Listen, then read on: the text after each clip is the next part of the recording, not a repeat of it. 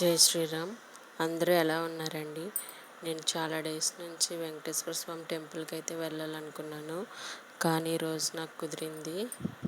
ఈ temple electronic సిటీలో Venkateswara theatre back side ఉన్నదండి.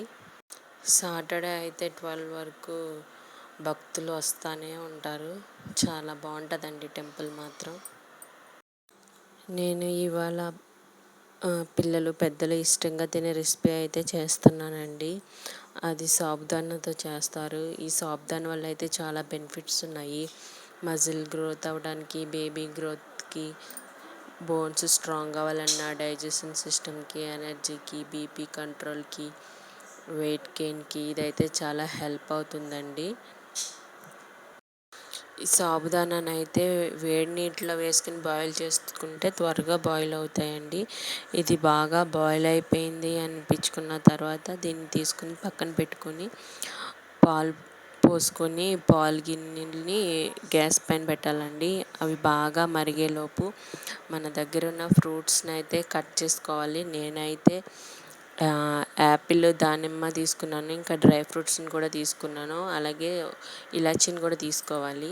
పాలు బాగా మరిగినవి అనిపించుకున్న తర్వాత దీంట్లోనికి మనం యాడ్ చేసుకోవడానికి ఒక బౌల్లో వాటర్ తీసుకుని దాంట్లో కస్టర్డ్ పౌడర్ని యాడ్ చేసుకోవాలి. అది వాటర్లో బాగా మిక్స్ చేయాలి, ఉండలు లేకుండా.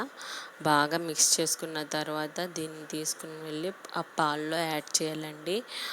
పాల్లో వేసినప్పుడు అవి ఉండలు పట్టకుండా మనము ఉండలు లేకుండా తిప్పుతూ ఉండాలండి.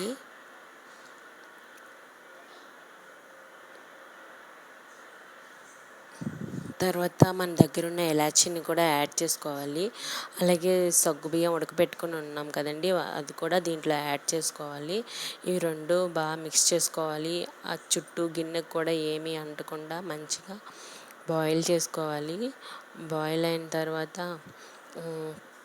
దీంట్లోకి పటికి బెల్లం యాడ్ చేసుకోవాలండి.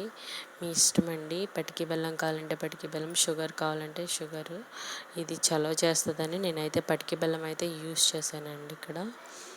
అది కూడా బాగా మిక్స్ అయిన తర్వాత బాదం పప్పు, జీడిపప్పు కూడా యాడ్ చేసుకున్నాను. తర్వాత గ్యాస్ ఆఫ్ చేసుకుని దీన్ని అయితే బాగా చల్లారనివ్వాలండి. బాగా కూల్ అయిన తర్వాతే ఫ్రూట్స్ వేయాలి. హీట్గా ఉన్నప్పుడు ఫ్రూట్స్ వేస్తే అవన్నీ మెత్తగా అయిపోయినట్టు అయిపోతాయి.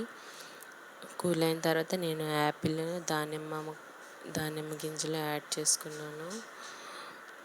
బాగా మిక్స్ చేసుకున్న తర్వాత ఇంకా మనం సర్వ్ చేసుకుంటామే. సగ్గుబియ్యం ఫ్రూట్ సలాడ్ అయితే రెడీ అండి. ఇది అందరూ బాగా ఇష్టంగా తింటారు. Thanks for